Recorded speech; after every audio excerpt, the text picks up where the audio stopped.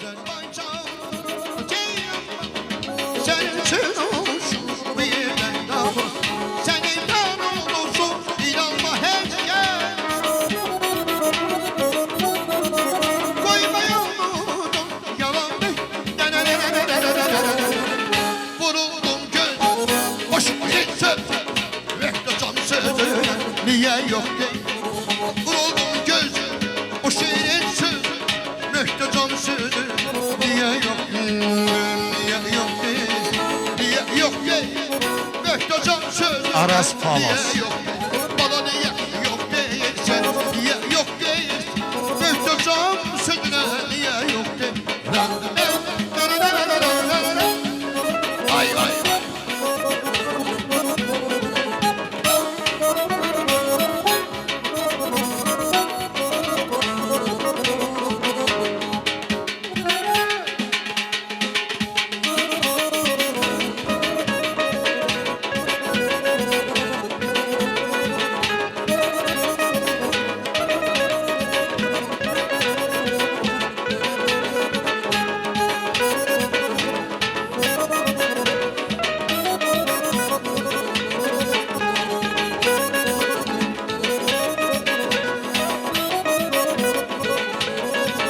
Azerbaycanım Ceylanım senin için olmuşam bu yerden dağım.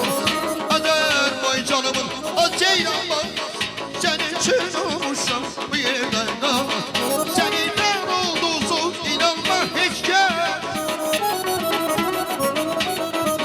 Koyma yolumuzu yalan mektan kes. Vuruldum gün o şiirin sözüne Mehtacan sözüne niye yok değil. Vuruldum o şiirin sözüne Mehtacan sözüne niye yok değil. Bala niye yok değil. Niye yok değil.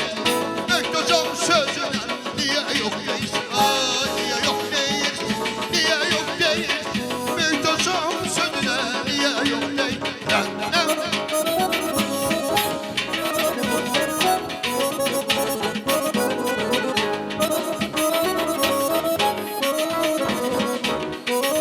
Ben de bu ömrümün sonunu getirlenen bir git ana bu gel